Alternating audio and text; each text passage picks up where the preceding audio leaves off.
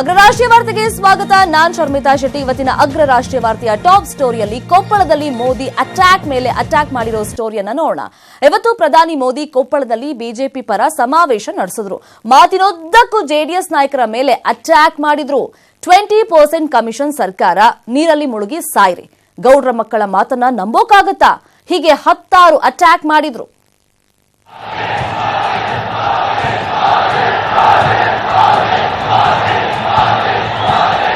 ಪ್ರಧಾನಿ ಮೋದಿ ಇವತ್ತು ಕೊಪ್ಪಳದ ಗಂಗಾವತಿಯಲ್ಲಿ ಪ್ರಚಾರಕ್ಕೆ ಬರ್ತಿದ್ದಂತೆ ಮೋದಿಗೆ ಜೈಕಾರದ ಸುರಿಮಳೆ. ಎಷ್ಟರ ಮಟ್ಟಿಗೆ ಅಂದ್ರೆ ಮೋದಿ ಭಾಷಣದಲ್ಲಿ ಒಂದಲ್ಲ ಎರಡಲ್ಲ 3-4 ಸಲ ದಯವಿಟ್ಟು ಸುಮ್ಮನಿರಿ, ನಾನು ಮಾತನಾಡ್ಲಾ ಅಂತ ಜನರ ಬಳಿ ಪರ್ಮಿಷನ್ ಕೇಳ್ತಿದ್ರು. दोस्तों, आपका प्यार मुझे मंजूर है, लेकिन मुझे बोलने दीजिए, मैं बोलूं।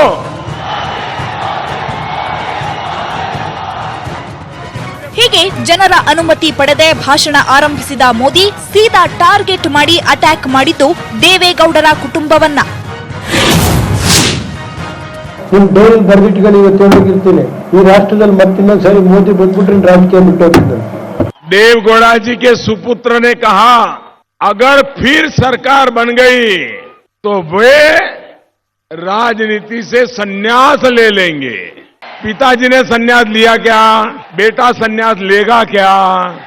अरे संन्यास की बात छोड़ो, परिवार में जितने बच्चे हैं सबको टिकट दे रहे हैं. ಗಡಿಯನ್ನು ಕಾಯ್ತಕ್ಕಂಥವರು, 2 ದಿನ ಊಟಕ್ಕೆ ಗತಿ ಇಲ್ಲ, ಕೆಲಸ ಇಲ್ಲ ಅಂತ ಹೇಳಿ ಅಂತಿಮವಾಗಿ ಕೆಲವು ಯುವಕರು ಆ ಸೈನ್ಯಕ್ಕೆ ಸೇರ್ತಕ್ಕಂಥವ್ರು ಏನಿದ್ದಾರೆ. यहाँ के मुख्यमंत्री जी ने देश की सेना का इतना बड़ा अपमान, ये इनको शोभा देता है क्या? क्या इससे वोट मांगोगे क्या? अरे डूब मरो, देश की सेना का अपमान करने वाले. अब पहले कांग्रेस की अकेली सरकार थी तो मिस्टर 10% थे, अब दो की जोड़ी बन गई तो 10% इनके और मिस्टर 10% दूसरे के. अब कर्नाटक का 20% चल रहा है. ರೈತರ ಸಾಲ ಮನ್ನಾ ಮಾಡಿ ಹಣ ಇಲ್ಲ ಅಂತ ಹಂಪಿ ಉತ್ಸವ ಮಾಡಲ್ಲ ಅಂತ ದೋಸ್ತಿ ಸರ್ಕಾರ ಹೇಳಿತ್ತು. ಇದಕ್ಕೂ ತಿರುಗೇಟು ಕೊಟ್ಟ ಮೋದಿ ಟಿಪ್ಪು ಜಯಂತಿಗೆ ದುಡ್ಡಿದೆ, ಹಂಪಿ ಉತ್ಸವಕ್ಕೆ ದುಡ್ಡಿರ್ಲಿಲ್ವಾ ಅಂತ ಪ್ರಶ್ನಿಸಿದ್ರು. इनके पास सुल्तान के उत्सव के लिए पैसा है, लेकिन हम्पी के गौरव को याद करने के लिए उनके पास पैसे कम पड़ते हैं. ಇನ್ನು ಪ್ರಧಾನಿ ಮೋದಿಗೆ ಕೊಪ್ಪಳದ ಸುಪ್ರಸಿದ್ಧ ಕಿಷ್ಕಿಂಧೆ ಆಂಜನೇಯ ಫೋಟೋ ಹಾಗೂ ಬೆಳ್ಳಿ ಗದೆ ನೀಡಿ ಸನ್ಮಾನಿಸಿದ್ರು. ಇವತ್ತು ಕೊಪ್ಪಳ ಸರದಿ ಮುಗಿದಿದ್ದು, ನಾಳೆ ಬೆಂಗಳೂರು ಹಾಗೂ ಮಂಗಳೂರಿನಲ್ಲಿ ಪ್ರಧಾನಿ ಮೋದಿ ಸಮಾವೇಶ ನಡೆಯಲಿದೆ. ಈಗಾಗಲೇ ಬೆಂಗಳೂರಿನ ಅರಮನೆ ಮೈದಾನದಲ್ಲಿ ಸಕಲ ಸಿದ್ಧತೆ ಆಗ್ತಿದೆ. ಸಂಜೆ ಸಮಾವೇಶಕ್ಕೆ ಮೋದಿ ಬರೋದ್ರಿಂದ ಟ್ರಾಫಿಕ್ ಸಮಸ್ಯೆ ಆಗಬಹುದು, ಹುಷಾರಾಗಿರಿ. ಥಾಮಸ್ ಪುಷ್ಪರಾಜ್ ಜೊತೆ ಬಸವರಾಜ್, ನ್ಯೂಸ್ 18 ಕನ್ನಡ, ಕೊಪ್ಪಳ. ಇನ್ನು ಪ್ರಧಾನಿ ನರೇಂದ್ರ ಮೋದಿಗೆ ರಷ್ಯಾದ ಅತ್ಯುನ್ನತ ನಾಗರಿಕ ಪುರಸ್ಕಾರ ಲಭಿಸಿದೆ. ಭಾರತ ರಷ್ಯಾ ನಡುವಿನ ವ್ಯವಹಾರ ಸ್ನೇಹದ ಬೆಸುಗೆಯಾಗಿ ಪ್ರಧಾನಿ ಮೋದಿಗೆ ಈ ಗೌರವ ಸಲ್ಲಿಸಿದೆ ರಷ್ಯಾ. ಏಪ್ರಿಲ್ 4ರಂದು ಯುಎಇಯಿಂದ 5 ಹೋಟೆಲ್ ರೋಲ್ ಪ್ರಶಸ್ತಿ ಲಭಿಸಿತ್ತು. ಜನವರಿ 14ರಂದು ಮೋದಿಗೆ ಅಮೆರಿಕದ ಫಿಲಿಪ್ ಕೋಟ್ಲರ್ ಪ್ರಶಸ್ತಿ ಲಭಿಸಿತ್ತು. ಅಕ್ಟೋಬರ್ 24ರಂದು ದಕ್ಷಿಣ ಕೊರಿಯಾದ ಸಿಯೋಲ್ ಶಾಂತಿ ಗೌರವ ದಕ್ಕಿತ್ತು. ಪರಿಸರ ರಕ್ಷಣೆ, ಸೌರಶಕ್ತಿ ಉತ್ತೇಜನಕ್ಕಾಗಿ ಸೆಪ್ಟೆಂಬರ್ 26ರಂದು ವಿಶ್ವಸಂಸ್ಥೆಯ champions of the earth award ಸಿಕ್ಕಿದ್ರೆ, ಫೆಬ್ರವರಿ 10, 2018ರಂದು grand collar of the state of Palestine ಪ್ರಶಸ್ತಿ ಮೋದಿಗೆ ಒಲಿದಿತ್ತು. ಅಫ್ಘಾನಿಸ್ತಾನ ಸರ್ಕಾರ, ಸೌದಿ ಅರೇಬಿಯಾದಿಂದ ಮೋದಿಗೆ ಅತ್ಯುನ್ನತ ಪ್ರಶಸ್ತಿ ಸೇರಿದಂತೆ 12ಕ್ಕೂ ಹೆಚ್ಚು ಅಂತಾರಾಷ್ಟ್ರೀಯ ಗೌರವ ಮೋದಿಗೆ ಸಿಕ್ಕಿದೆ.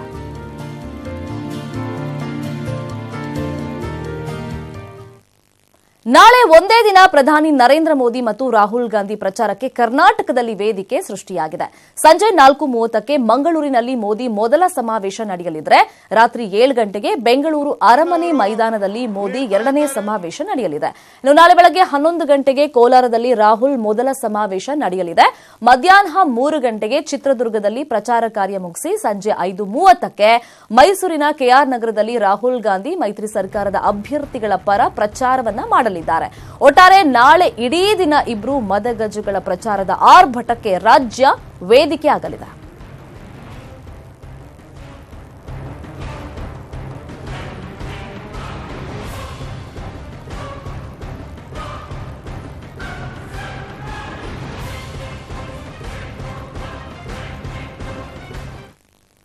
ಮೈತ್ರಿ ಹೆಸರಲ್ಲಿ ಮೂಗುದಾರ ಬಿದ್ಮೇಲೆ ಸಿದ್ದರಾಮಯ್ಯ ಹಳೆ ರಾಜಕೀಯ ಗುರುವನ್ನ ಹೊಗಳಿ ಅಟ್ಟಕ್ಕೇರಿಸ್ತಾ ಇದ್ದಾರೆ.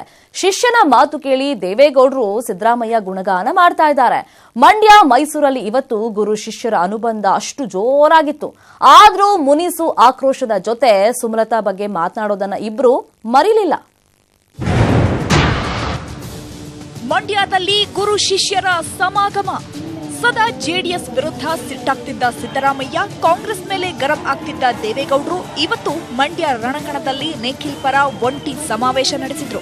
ದೇವೇಗೌಡರು ವೇದಿಕೆಗೆ ಬರ್ತಿದ್ದಂತೆ ಸಿದ್ದರಾಮಯ್ಯ ಕುರ್ಚಿ ಬಿಟ್ಟುಕೊಟ್ರು. ಹಾವು ಮುಂಗುಸಿಯಂತಿದ್ದ ಗುರು ಶಿಷ್ಯರ ಸಮಾಗಮ ಮಂಡ್ಯದ ನಾಗಮಂಗಲದಲ್ಲಿ ಸಖತ್ ಅಲೆ ಸೃಷ್ಟಿಸಿತ್ತು. ನಾಯಕರು ಬಂದ್ರೂ ಬರಲಿಲ್ಲ ಚಲುವರಾಯಸ್ವಾಮಿ. ಕ್ಷಮೆ ಕೇಳಿದ್ರೂ ಬರಲಿಲ್ಲ ಮಂಡ್ಯ ರೆಬಲ್ ನಾಯಕರು. ಹೇಳಿ ಕೇಳಿ ದೋಸ್ತಿ ಸಮಾವೇಶ ನಡೆದಿದ್ದು ಚಲುವರಾಯಸ್ವಾಮಿ ಸ್ವಕ್ಷೇತ್ರ ನಾಗಮಂಗಲದಲ್ಲಿ. ಸಮಾವೇಶ ನಡೆಯೋ ಮೊದಲೇ ಚಲುವರಾಯಸ್ವಾಮಿಯನ್ನ ಕರೆಸಿ ಸಿದ್ದರಾಮಯ್ಯ ಸಮಾವೇಶಕ್ಕೆ ಬಾ ಅಂತ ಸೂಚಿಸಿದ್ರು. ಆದ್ರೆ ಅನಾರೋಗ್ಯದ ನೆಪವೊಡ್ಡಿ ಚಲುವರಾಯಸ್ವಾಮಿ ಬರಲಿಲ್ಲ. ಈ ಮಧ್ಯೆ ವೇದಿಕೆಯಲ್ಲಿದ್ದ ಬ್ಯಾನರ್ನಲ್ಲಿ ಚಲುವರಾಯಸ್ವಾಮಿ ಫೋಟೋನೇ ಇರಲಿಲ್ಲ. ಇದರಿಂದ ಸಿಟ್ಟಾದ ಸಿದ್ದರಾಮಯ್ಯ ಬ್ಯಾನರ್ ತೆಗೆಸಿದ್ರು. ಆಮೇಲೆ ದೇವೇಗೌಡರು ನನ್ನ ಜೊತೆ ಇದ್ದ ಒಬ್ರು ಈಗ ಬಂದಿಲ್ಲ ಅಂದ್ರೆ ನನ್ನಿಂದ ಬೇಜಾರಾಗಿದ್ರೆ ಕ್ಷಮಿಸಿ ಅಂತ ಪುಟ್ಟರಾಜು ವೇದಿಕೆಯಲ್ಲೇ ಕ್ಷಮೆ ಕೇಳಿದ್ರು. ನಮ್ಮ ಜೊತೆಲೇ ಬೆಳೆದಂತ ಒಬ್ಬ ಮುಖಂಡರು ನಮ್ಮನ್ನು ಬಿಟ್ಟು ಬೇರೆ ಕಡೆ ಇದ್ದಾರೆ. ಅವರ ಹೆಸರನ್ನ ನಾನು ಉಚ್ಚಾರ ಕೂಡ ಮಾಡಲ್ಲ. ನಮ್ಮೆಲ್ಲರ ನಾಯಕರಾಗಿದ್ದಂತ ಚಲುವರಾಯಸ್ವಾಮಿ ಅವರು ನಾನೆಲ್ಲೋ ಅವ್ರ ಮನಸ್ಸು ತೋರಿಸ್ತೆ ಅಂತಕ್ಕಂಥ ಮಾತಿನಿಂದ ಅವರು ಬೇಜಾರು ಮಾಡ್ಕೊಂಡಿದ್ದಾರೆ ಅಂತಕ್ಕಂಥ ಮಾತನ್ನ ನನ್ನ ಎರಡು ಪಕ್ಷದ ನಾಯಕರು ಪದೇ ಪದೇ ನನಗೆ ಹೇಳ್ತಾ ಇರ್ತಕ್ಕಂಥ ಹಿನ್ನೆಲೆಯಲ್ಲಿ ನಾನು ವಾಡಿಕೆ ಮಾತಾಡಿದಂತ ಸಂದರ್ಭದಲ್ಲಿ ಬೇಜಾರು ಮಾಡ್ಕೊಂಡಿದ್ದಾರೆ ಅಂತಕ್ಕಂಥ ಮಾತು ನನ್ನ ಕಿವಿಗೆ ಬಿದ್ದಿದೆ. ಆ ಮಾತಿಂದ ಅವ್ರಿಗೆ ಏನಾದ್ರೂ ಮನಸ್ಸಿಗೆ ಬೇಜಾರಾಗಿದ್ರೆ ನಿಮ್ಮ ಮುಖಾಂತರ ಅವರಲ್ಲಿ ನಾನು ಕ್ಷಮೆ ಯಾಚಿಸ್ತೇನೆ. ಸುಮಲತಾಗೆ ನನ್ನ ಬೆಂಬಲ ನೀಡಿಲ್ಲ, ಹಂಗದವರಿಗೆ ಮಂಗಳಾರತಿ ಮಾಡಿ. ಇನ್ನು ವೇದಿಕೆಯಲ್ಲಿ ಸಿದ್ದರಾಮಯ್ಯ ನಿಖಿಲ್ ಪರ ಭರ್ಜರಿ ಬ್ಯಾಟಿಂಗ್ ಮಾಡಿದ್ರು. ಮೈತ್ರಿ ಧರ್ಮ ಪಾಲಿಸುತ್ತಿದ್ದೀವಿ, ಪಕ್ಷೇತರ ಅಭ್ಯರ್ಥಿಗೆ ಬೆಂಬಲ ನೀಡಿಲ್ಲ, ಕೆಲವರು ನಾನು ಬೆಂಬಲಿಸಿದ್ದೀನಿ ಅಂತಾರೆ, ಅಂತವರ ಮುಖಕ್ಕೆ ಮಂಗಳಾರತಿ ಎತ್ತಿ ಅಂತ ಓಪನ್ ಸ್ಟೇಟ್ಮೆಂಟ್ ಕೊಟ್ರು. ಜೊತೆಗೆ ಗೌಡರನ್ನು ಹಾಡಿ ಹೊಗಳಿದ್ರು. ಕೆಲವರು ಹೇಳ್ತಾರೆ ನನ್ನ ಬಗ್ಗೆ, ಇಲ್ಲಿ ನನ್ನ ಹೆಸರು ಹೇಳ್ಕೋಬಹುದು, ನನ್ನ ಹೇಳವರೇ ಓಟ್ ಕೊಡಿ, ನನ್ನ ಹೇಳವರೇ ಓಟ್ ಕೊಡಿ ಅಂತ, ನನ್ನ ಹೇಳವರೇ ಓಟ್ ಕೊಡಿ ಅಂತಾರೆ. ಆತರ ಹೇಳಿದ್ರೆ ಅವರಿಗೆ ಮುಖಕ್ಕೆ ಮಂಗಳಾರತಿ ಎತ್ತು ಕಳಿಸಿ. ನಾನು ಆತರ ಹೇಳಕ್ ಸಾಧ್ಯನೇ ಇಲ್ಲ. ಯಾರು ಏನೇ ವಿರೋಧ ಮಾಡಲಿ, ಪಕ್ಷೇತರ ಅಭ್ಯರ್ಥಿ ಏನೇ ಹೇಳಲಿ, ಮಂಡ್ಯದಲ್ಲಿ ನಿಖಿಲ್ ಕುಮಾರ್ 2 ಲಕ್ಷಕ್ಕೂ ಹೆಚ್ಚು ಅಂತರದಿಂದ ಗೆದ್ದೇ ಗೆಲ್ತಾರೆ ಅಂತಕ್ಕಂಥದ್ದು ನನ್ನ ವಿಶ್ವಾಸ. ಅವರು RSS ನಲ್ಲಿ ಪಳಗಿರ್ತಕ್ಕಂಥವ್ರು. RSS ಯಾವತ್ತೂ ಕೂಡ ನಮ್ಮ ಸಂವಿಧಾನವನ್ನು ಒಪ್ಕೊಳ್ಳಿಕ್ಕೆ ತಯಾರಿಲ್ಲ, ಪ್ರಜಾತಂತ್ರವನ್ನು ಒಪ್ಕೊಳ್ಳಿಕ್ಕೆ ತಯಾರಿಲ್ಲ, ಸಮಾಜವನ್ನು ಒಪ್ಕೊಳ್ಳಿಕ್ಕೆ ತಯಾರಿಲ್ಲ. ಅವ್ರು ಯಾವತ್ತೂ ಕೂಡ ರೈತರು, ಬಡವರು, ದಲಿತರು, ಹಿಂದುಳಿದವರ ಬಗ್ಗೆ ಇರಲಿಕ್ಕೆ ಸಾಧ್ಯನೇ ಇಲ್ಲ. ಇದೇ ವೇಳೆ ದೇವೇಗೌಡರು ಕಾವೇರಿಗಾಗಿ ಉಪವಾಸ ಸತ್ಯಾಗ್ರಹ ನಡೆಸಿದ್ರು ಅಂತ ಸಿದ್ದರಾಮಯ್ಯ ಹೇಳಿದ್ರು. ಆದ್ರೆ ಅಂಬರೀಶ್ ರಾಜೀನಾಮೆಯನ್ನೇ ಕೊಟ್ಟು ಬಂದವರು ಅಂತ ಸುಮಲತಾ ತಿರುಗೇಟು ಕೊಟ್ರು. ದೇವೇಗೌಡರು ನಾವು ಕಾವೇರಿ ನೀರಿಗೋಸ್ಕರ ಹೋರಾಟ ಮಾಡಿದೀವಿ. ದೇವೇಗೌಡರು ಅಮರನಾಥರ ಉಪವಾಸ ಕೂತ್ಗಳ ಕೊಟ್ಟಿದ್ರು. ನಿಮಗೆ ಆರೋಗ್ಯ ಚೆನ್ನಾಗಿಲ್ಲ, ವಯಸ್ಸಾಗಿದೆ, ಅಮರನಾಥರ ಉಪವಾಸ ಮಾಡಬೇಡಿ ಅಂತಂದ್ರು. ಈ ಅಮ್ಮ ಬಂದಿದ್ರ ಹೋರಾಟ ಮಾಡಕ್ಕೆ. ಅಂಬರೀಶ್ ಅವರು ಕಾವೇರಿ ಹೋರಾಟದ ವೇಳೆ ಕೇಂದ್ರ ಮಂತ್ರಿ ಸ್ಥಾನಕ್ಕೆ ರಾಜೀನಾಮೆ ಕೊಟ್ಟ ಒಬ್ಬರೇ ಒಬ್ರು ಅಂಬರೀಶ್ ಅವರು. ಇನ್ಯಾರಾದ್ರೂ ಆ ಕೆಲಸವನ್ನು ಮಾಡಿದ್ರೆ ನನಗೆ ನೀವು ತೋರಿಸಿ, ನಾನು ಒಪ್ಕೋತೀನಿ. ಇನ್ನು ವೇದಿಕೆಯಲ್ಲಿದ್ದ ಸಂಸದ ಶಿವರಾಮೇಗೌಡ ಸುಮಲತಾರನ್ನ ಮಾಯಾಂಕನೆ ಅಂದ್ರು. ಜಯಲಲಿತಾಗೆ ಹೋಲಿಸಿದ್ರು. ಇದಕ್ಕೆ ಸುಮಲತಾ ಸೂಕ್ಷ್ಮವಾಗಿ ತಿರುಗೇಟು ಕೊಟ್ರು. ನೀವು ತಮಿಳುನಾಡಿನ ಮಾಜಿ ಮುಖ್ಯಮಂತ್ರಿ ಜಯಲಲಿತಾ ಅವರು ಬದುಕಿಲ್ಲ, ಜಯಲಲಿತಾರವರನ್ನ ಮೀರಿಸ್ತಕ್ಕಂತ ಮಾಯಾಂಗನೆಯಾಗಿ ಇವತ್ತು ಹೋರಾಟ ಮಾಡ್ತಾ ಇದ್ದಾರೆ. ಇವತ್ತು ನೀವು ಎಲ್ಲರ ಮೇಲೆ ಅಧಿಕಾರ ಇಲ್ಲ, ಎಲ್ಲರ ಮೇಲೆ ಆರೋಪ ಮಾಡೋದು, ಜಿಲ್ಲಾಧಿಕಾರಿಗಳ ಮೇಲೆ ಆರೋಪ ಮಾಡೋದು, ಇಂಥ ಒಂದು ನೀಚ ಬುದ್ಧಿ ಇರ್ತಕ್ಕಂಥ ಅವರಿಗೆ ಅಧಿಕಾರ ಕೊಟ್ರೆ ಮಂಡ್ಯ ಜಿಲ್ಲೆ ಉಳಿಯೋದಿಲ್ಲ. ಇವ್ರ ಮಾತುಗಳಿಗೆ ಎಲ್ಲೂ ಒಂದು ಸ್ಟ್ಯಾಂಡರ್ಡ್ ಇಲ್ಲ. ಯಾರೇ ಆಗ್ಲಿ ಅವ್ರ ಪಕ್ಷದಲ್ಲಿ ನೋಡ್ತಾ ಬಂದಿದೀವಿ, ಎಲ್ಲರೂ ಜನನೂ ನೋಡ್ತಾ ಇದ್ದಾರೆ. ಯಾರೊಂದು ಅವ್ರ ಪಕ್ಷದಲ್ಲಿ ಒಂದು ಸ್ಟ್ಯಾಂಡರ್ಡ್ ಇರುವಂತ ಮಾತು, ಒಂದು ಬೆಲೆ ಇರುವಂತಹ ಮಾತು, ಆ ಸ್ಥಾನಕ್ಕೆ ಒಂದು ಸ್ಥಾನಮಾನ ಇದೆಯಲ್ಲ, ಅಧಿಕಾರದಲ್ಲಿ ಕೂತ್ಕೊಂಡು ಅದಕ್ಕೆ ಒಂದು ಗೌರವ ಕೊಟ್ಟಿರುವಂತ ಮಾತುಗಳು ಯಾರಾದರೂ ಆಡಿದಾರೋ ಅವ್ರ ಪಕ್ಷದಲ್ಲಿ. ಒಟ್ನಲ್ಲಿ ಮಂಡ್ಯದಲ್ಲಿ ಗುರು ಶಿಷ್ಯರ ಸಮಾಗಮ ನೋಡಿ ಮಂಡ್ಯ ಜನ ಬದಲಾಗ್ತಾರ, ನಿಖಿಲ್ಗೆ ಮತ ಹಾಕ್ತಾರ, ಇಲ್ಲ ಸುಮಲತಾರನ್ನ ಗೆಲ್ಲಿಸ್ತಾರ ಅನ್ನೋದು ಈಗಿರುವ ಕುತೂಹಲ. Political bureau, news 18 Kannada, Bengaluru. ಒಂದು ಕಡೆ ಮಂಡ್ಯದಲ್ಲಿ ಇವತ್ತು ದೇವೇಗೌಡರು ಹಾಗೇನೆ ಸಿದ್ದರಾಮಯ್ಯ ಜಂಟಿ ಸಮಾವೇಶ ನಡೆಸಿದ್ರೆ, ಈ ಕಡೆ ಸುಮಲತಾ ಊರೂರು ಸುತ್ತಿ ಪ್ರಚಾರವನ್ನ ಮಾಡಿದ್ರು. ಸುಮಲತಾ ಪರ ದರ್ಶನ್ ಮತಯಾಚನೆ ನಡೆದ್ರೆ ಅದ್ಯಾಕೋ ಯಶ್ ಎರಡನೇ ದಿನವೂ ಪ್ರಚಾರದಿಂದ ದೂರ ಉಳಿದ್ರು. ಈ ಮಧ್ಯೆ ಸರ್ಕಾರದ ವಿರುದ್ಧ ಸುಮಲತಾ ಆಯೋಗಕ್ಕೂ ದೂರನ್ನ ಕೊಟ್ಟಿದ್ದಾರೆ. ಸುಮಲತಾ ಕುಟುಂಬಕ್ಕೆ ಜೀವ ಭಯ, ಯಶ್ ದರ್ಶನ್ ಮೇಲೂ ಹಲ್ಲೆಯಾಗುವ ಭೀತಿ. ಸಿಎಂ ವಿರುದ್ಧ ಆಯೋಗಕ್ಕೆ ಸುಮಲತಾ ದೂರು. ಹೌದು, ರಾಜ್ಯದ ಮುಖ್ಯಮಂತ್ರಿಗಳಿಂದಲೇ ನನ್ನ ಕುಟುಂಬಕ್ಕೆ ಜೀವ ಬೆದರಿಕೆ ಇದೆ ಅಂತ ಸುಮಲತಾ ಚುನಾವಣಾ ಆಯೋಗಕ್ಕೆ ದೂರು ಕೊಟ್ಟಿದ್ದಾರೆ. ಮುಖ್ಯಮಂತ್ರಿಗಳ ಆಪ್ತರಿಂದ ಹಲ್ಲೆ ನಡೆಯುತ್ತೆ, ಭದ್ರತೆ ಕೊಡಿ ಅಂತ ಎಸ್ಪಿಗೂ ಸುಮಲತಾ ದೂರನ್ನ ಕೊಟ್ಟಿದ್ದಾರೆ. ನನಗೆ, ನನ್ನ ಮಗ ಅಭಿಷೇಕ್ಗೆ ದರ್ಶನ್ ಹಾಗೂ ಯಶ್ ಮೇಲೆ ಹಲ್ಲೆ ನಡೆಯೋ ಸಾಧ್ಯತೆ ಇದೆ ಅಂತಾನೂ ದೂರಿನಲ್ಲಿ ಸುಮಲತಾ ಉಲ್ಲೇಖಿಸಿದ್ದಾರೆ. ಇದಕ್ಕೆ ಕಾರಣ ಸಿಎಂ ಕೊಟ್ಟ ಕಲ್ಲೇಟಿನ ಹೇಳಿಕೆ. 16ನೇ ತಾರೀಕು ಚುನಾವಣೆಯಲ್ಲಿ ಪ್ರಚಾರಕ್ಕೆ ಬಂದಾಗ ಬಿಜೆಪಿ ಬೆಂಬಲಿತ ಅಭ್ಯರ್ಥಿ ಏನಿದ್ದಾರೆ ಅವರಿಗೆ ಅವ್ರ ಕಡೆಯವರೇ ನನಗೆ ಕಲ್ಲೆಸಿದ್ರಂತೆ, ತಲೆಗೆ ಹೇಳ್ತಿತ್ತು ಅಂತ ಹೇಳಿ ಆಸ್ಪತ್ರೆಗೆ ಅಡ್ಮಿಟ್ ಆಗಬೇಕು ಅಂತ ಹೇಳಿ ಮೊನ್ನೆ ರಾತ್ರಿ ಈ ಒಂದು ಹೊಸ ಕತೆ ಕಟ್ಕೊಳ್ಳಿಕ್ಕೆ ಏನು ಹುನ್ನಾರ ಮಾಡಬೇಕು ಅಂತ ಹೊರಟಿದ್ದಾರೆ. ನಾನು ಹೇಳಿದ್ದೀನಿ, ನನಗೆ, ದರ್ಶನ್ಗೆ, ಯಶ್ಗೆ, ಅಭಿಷೇಕ್ಗೆ ನೀವು ಖಂಡಿತ CRPF ಪ್ರೊಟೆಕ್ಷನ್ನ ನೀಡಬೇಕು, ಯಾಕೆಂದರೆ ಲೋಕಲ್ ಪೊಲೀಸ್ನ ಇವರು ಬಹಳ ಮಿಸ್ಯೂಸ್ ಮಾಡ್ಕೊಳ್ತಿದ್ದಾರೆ ಅನ್ನೋ ಒಂದು ಮಾತನ್ನ ನಾನು ಹೇಳಿದ್ದೀನಿ. ಸರ್ಕಾರದ ವಿರುದ್ಧವೇ ತೊಡೆತಟ್ಟಿ ನಿಂತಿರುವ ಸುಮಲತಾಗೆ ಎಲ್ಲಿ ಹೋದ್ರೂ ಸರ್ಕಾರವೇ ಟಾರ್ಗೆಟ್.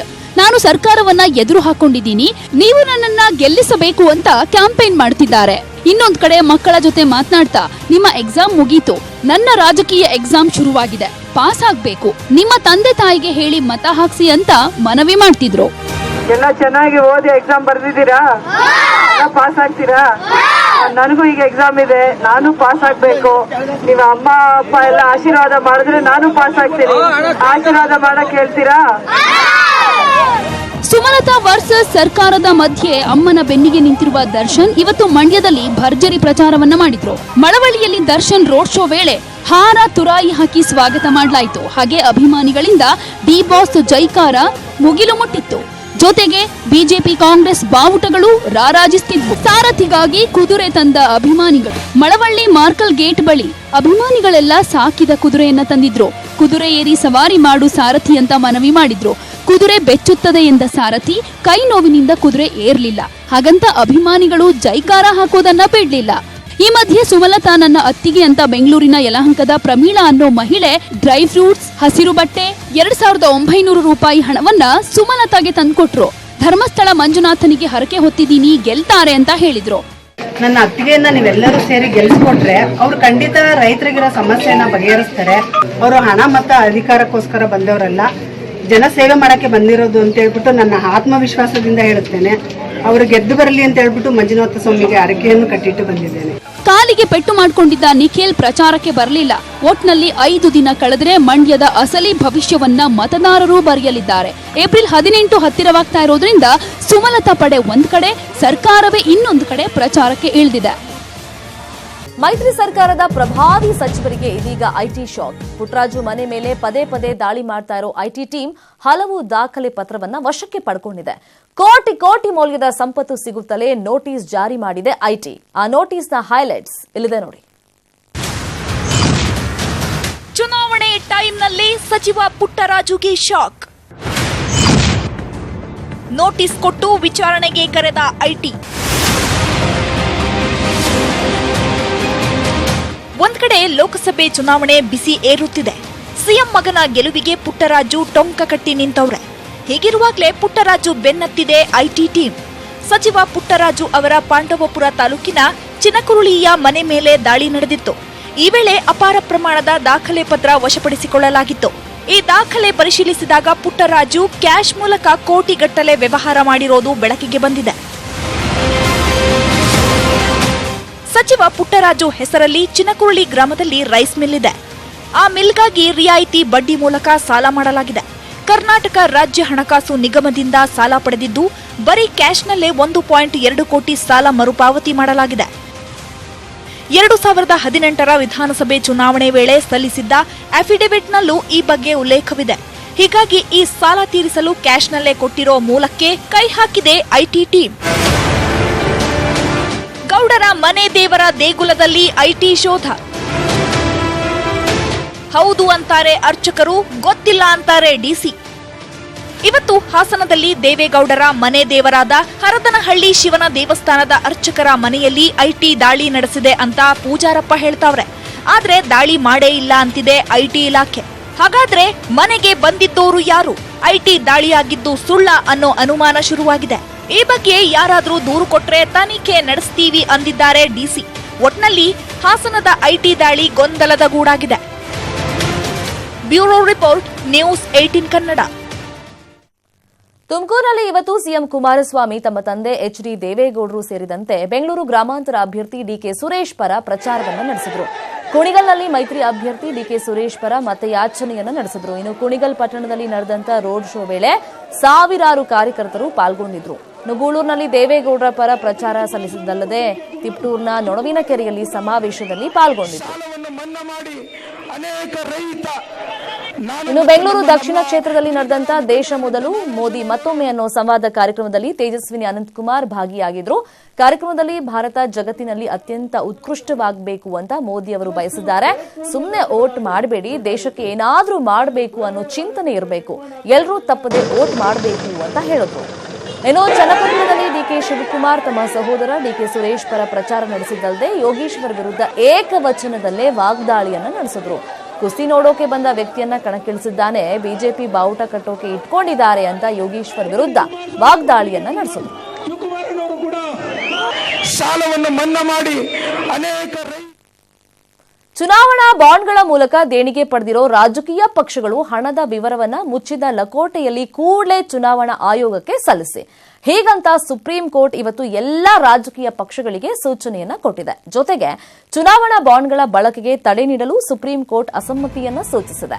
ಮುಖ್ಯ ನ್ಯಾಯಮೂರ್ತಿ ರಂಜನ್ ಗೊಗೊಯ್ ಹಾಗೇನೆ ನ್ಯಾಯಮೂರ್ತಿ ದೀಪಕ್ ಗುಪ್ತಾ ಹಾಗೂ ಸಂಜೀವ್ ಖನ್ನಾ ಅವರನ್ನ ಒಳಗೊಂಡ ನ್ಯಾಯಪೀಠ ಈ ಮಧ್ಯಂತರ ಆದೇಶವನ್ನು ನೀಡಿದೆ. ಕೇಂದ್ರ ಸರ್ಕಾರವನ್ನ ಪ್ರತಿನಿಧಿಸ್ತಾ ಇರೋ ಅಟಾರ್ನಿ ಜನರಲ್ ಕೆಕೆ ವೇಣುಗೋಪಾಲ್ ಅವರು ಮತದಾರರಿಗೆ ಯಾವುದನ್ನ ತಿಳಿಯೋ ಹಕ್ಕಿದೆ, ರಾಜಕೀಯ ಪಕ್ಷಗಳಿಗೆ ಎಲ್ಲಿಂದ ಹಣ ಬರುತ್ತೆ ಅನ್ನೋದನ್ನ ತಿಳಿಯೋ ಅಗತ್ಯ ಮತದಾರರಿಗೆ ಇಲ್ಲ ಅಂತ ಕೋರ್ಟ್ಗೆ ಪ್ರತಿಕ್ರಿಯೆಯನ್ನ ಕೊಟ್ಟಿದ್ದಾರೆ. ರಾಹುಲ್ ಗಾಂಧಿ ಹತ್ಯೆಗೆ ಸಂಚು ರೂಪಿಸಿದ್ದಾರೆ ಅಂತ ಕೇಂದ್ರ ಸರ್ಕಾರಕ್ಕೆ ಪತ್ರವನ್ನ ಬರೆದಿದ್ರು. ಆದ್ರೆ ನಾವು ಪತ್ರ ಬರೆದಿಲ್ಲ ಅಂತ ಕಾಂಗ್ರೆಸ್ ಸ್ಪಷ್ಟನೆಯನ್ನ ಕೊಟ್ಟಿತ್ತು. ಈಗ ನಿವೃತ್ತ ಸೈನಿಕರು ರಾಷ್ಟ್ರಪತಿಗಳಿಗೆ ಪತ್ರ ಬರೆದಿದ್ದಾರೆ ಅನ್ನೋ ಸುದ್ದಿ ಹೊರಬಿದ್ದಿದೆ. ಸೇನಾ ವಿಷಯಗಳನ್ನ ರಾಜಕೀಯ ಲಾಭಕ್ಕಾಗಿ ಬಳಸಿಕೊಳ್ತಾ ಇದ್ದಾರೆ, ಇದಕ್ಕೆ ಬ್ರೇಕ್ ಹಾಕಿ ಅಂತ 150 ನಿವೃತ್ತ ಸೈನಿಕರ ಸಹಿ ಉಳ್ಳ ಪತ್ರ ರಾಷ್ಟ್ರಪತಿ ಕಚೇರಿಗೆ ತಲುಪಿತ್ತು ಅಂತ ಸುದ್ದಿಯಾಗಿತ್ತು. ಇವತ್ತು ಅಂತ ಪತ್ರ ಯಾವುದೂ ಬಂದಿಲ್ಲ ಅಂತ ರಾಷ್ಟ್ರಪತಿ ಕಚೇರಿ ಸ್ಪಷ್ಟನೆಯನ್ನ ಕೊಟ್ಟಿದೆ. ಅಷ್ಟೇ ಅಲ್ಲ, ನಿವೃತ್ತ ಸೈನಿಕರ ಸಹಿ ಅಂತ ಹೇಳಲಾಗ್ತಾ ಇದ್ದ ಕೆಲವು ನಿವೃತ್ತ ಸೇನಾಧಿಕಾರಿಗಳು ನಾವು ಸಹಿ ಮಾಡಿಲ್ಲ ಅಂತ ಹೇಳಿದ್ದಾರೆ. ಹಾಗಾದ್ರೆ ಸೈನಿಕರ ಹೆಸರಲ್ಲಿ ಪತ್ರ ಬರೆದಿದ್ಯಾರು ಅನ್ನೋದು ಈಗ ಅನುಮಾನ ಹುಟ್ಟಿಸಿದೆ. ಎಲೆಕ್ಷನ್ ಅಖಾಡದಲ್ಲಿ ಅವ್ರ ಕಾಲ್ ಅವ್ರು ಎಳೆಯೋದು ಮಾಮೂಲಿನೇ. ಇವತ್ತು ಯಾವ್ಯಾವ ನಾಯಕರ ನಾಲ್ಗೆ ಹೇಗೆ ಟ್ವಿಸ್ಟ್ ಆಯ್ತು ಅಂತ ನೋಡೋಣ. ಅವ್ರು 20-25 ವರ್ಷ ಆರೋಗ್ಯಕರವಾದ ವಾತಾವರಣದಲ್ಲಿ ಕಾರ್ಯಕರ್ತರಾಗೋದಕ್ಕೋಸ್ಕರ ಅಂಥವ್ರ ನುಡುಕ್ ನಾವು ಕೊಡ್ತೀವಿ. ಹಾಗಾದ್ರೆ 70-75 ದಾಟಿರೋ ವ್ಯಕ್ತಿಗಳಿಗೆ ಅವರು 20 ವರ್ಷ ಅಷ್ಟೇ ಆನಂದವಾಗಿ ಓಡಾಡ್ಕೊಂಡು ಕೆಲಸ ಮಾಡಕ್ ಸಾಧ್ಯ ಇದೆ ಇವ್ರ ವಾದನ ಎಲ್ಲಿಗೆ ಆಮೇಲೆ ನಿಮ್ಮ ಬಸವರಾಜ್ ಅವರು ತುಮಕೂರಿನಲ್ಲಿ, ಆಮೇಲೆ ಜಿಗಿಜಿಣಿಗೆ ಅವರು, ಇವರೆಲ್ಲ 20 ವರ್ಷದ ಇದು ಚಟುವಟಿಕೆ DNA ಅವ್ರಿಗೆಲ್ಲ ಯಾಕೆ ಮಾಡಲಿಲ್ಲ ಅನ್ನೋ ಪ್ರಶ್ನೆ ಬರುತ್ತೆ. ಈಗ ಪ್ರಧಾನಕತೆ ಅಂತ ಅವ್ರು ಹೇಳ್ತಾರೆ, ಯಡಿಯೂರಪ್ಪನ ತೆಗಿಯಕ್ಕೆ ಈಗಲ್ಲ ಅವ್ರೆಲ್ಲ ಮಸಲತ್ ಮಾಡ್ತಾರೆ, ನಿಮಗೆ ಗೊತ್ತೈತಿ. ನಮ್ಮರೆಲ್ಲ ಏನಪ್ಪಾ ಅಂದ್ರೆ ಯಡಿಯೂರಪ್ಪನ ಸತಿ ಮುಖ್ಯಮಂತ್ರಿ ಆಗಲಿ ಅಂತ ಎಲ್ಲರೂ ಸಪೋರ್ಟ್ ಮಾಡಿದ್ದಾರೆ. ಇಸ್ರಿ ಮಾಡೋದಿಲ್ಲ ಅವ್ರು ನಮ್ಮರು ಬರ್ಲಿಲ್ಲಪ್ಪ, ನಾವ್ಯಾಕೆ ಮಾಡಕ್ ಹೋಗ್ತಾರೆ. ಇದು ಇವತ್ತಿನ ಅಗ್ರ ರಾಷ್ಟ್ರೀಯ ವಾರ್ತೆ. ಇದೀಗ ನಮೋ ಶಬ್ದವೇದಿ ವಿಶೇಷ ಕಾರ್ಯಕ್ರಮ ಪ್ರಸಾರವಾಗುತ್ತೆ. ನೋಡ್ತಾರೆ ನ್ಯೂಸ್ 18 ಕನ್ನಡ. ಜಾಲ ನಮ್ಮದು, ಬಲ ನಿಮ್ಮದು.